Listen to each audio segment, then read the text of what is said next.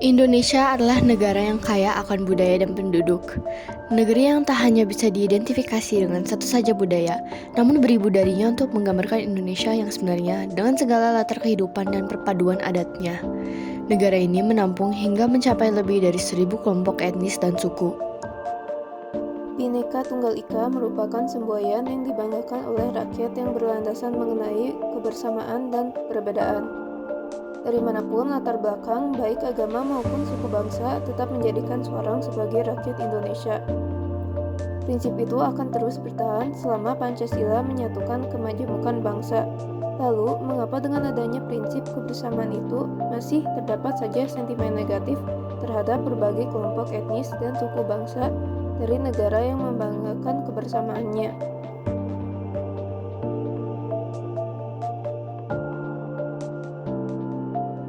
Salah satu yang menerima perilaku sentimen negatif itu adalah etnis Tionghoa.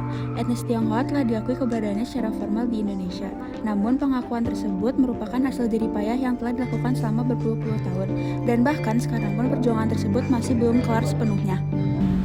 Masalah ini sudah ada bahkan sebelum masa kemerdekaan Indonesia. Namun situasinya lebih besar lagi ketika Indonesia memasuki masa Orde Baru. Salah satu puncak dari masalah ini adalah tragedi kerusuhan Mei 1998 yang memicu kerusakan dan pembunuhan massal etnis Tionghoa. Pada jangka waktu yang pendek itu pula telah dikeluarkannya berbagai undang-undang untuk mengatur masyarakat etnis Tionghoa, seperti larangan menggunakan bahasa Tionghoa atau aksara Cina dalam media massa, larangan orang non-pribumi hak untuk memiliki tanah, atau larangan merayakan Imlek di publik. Kerusuhan Mei dimulai dengan krisis finansial Asia pada tahun 97 sampai tahun 98. Mata uang rupiah anjlok, jutaan dipecat, 16 bank pun tutup.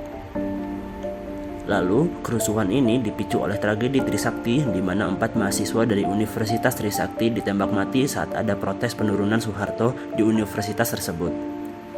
Mahasiswa di sepenjuru Jawa marah akan tragedi tersebut dan melakukan aksi kerusuhan, membakar, membunuh, dan memperkosa. Etnis Tionghoa menjadi target dari kerumunan anarkis pada masa ini.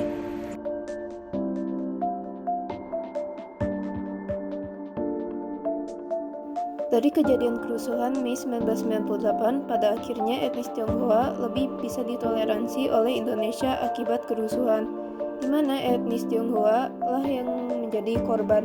Selain itu pun, peralihan pada pemerintahan ke Gus Dur dan Habibie banyak membantu etnis Tionghoa menjadi lebih diterima di kalangan pribumi. Walaupun tidak semuanya lenyap, namun bantuan tersebut memberikan segenap harapan di mana Indonesia dapat benar-benar bersatu. Usaha segregasi dari masa Orde Baru itu mempengaruhi permasalahan etnis Tionghoa untuk berbaur dengan pribumi dan bahkan kecenderungan keberadaan masyarakat etnis tersebut yang diakui sebagai WNA. Kami sebagai kelompok berupaya untuk memikirkan solusi terhadap rentang masalah diskriminasi tersebut. Karena perbedaan budaya etnis Tionghoa dan pribumi, solusi yang bisa kami utarakan adalah peleburan atau percampuran dalam budaya dan media Indonesia. Karena etnis Tionghoa sudah diterima sebagai WNI secara resmi, untuk menghilangkan unsur separatisme, kita harus mulai dengan menghormati dan menghargai setiap perbedaan yang ada dengan menormalisasikan kebudayaan mereka di kehidupan kita, baik secara langsung atau tidak langsung. Beberapa contohnya antara lain, secara seni dapat menyebarkan pertunjukan tradisional dari etnis Tionghoa dan membuat karya lukis bertema Nusantara dengan teknik Guohua. Secara budaya, bisa pula membuat baju tradisional Kipau dan Changshen dengan nuansa batik. Lalu, secara literatur, bisa pula membuat novel wuxia dengan latar Nusantara, menyebarkan kisah-kisah rakyat ke Indonesia, dan banyak lagi. Selain itu juga, kita harus menyadari bahwa setiap manusia memiliki hak asasi masing-masing untuk menjalani hidup tanpa adanya perlakuan diskriminatif. Dengan adanya dasar tersebut yang ditanamkan ke dalam diri sendiri, mampu saja meminimalisir adanya diskriminasi dan generalisasi terhadap etnis Tionghoa.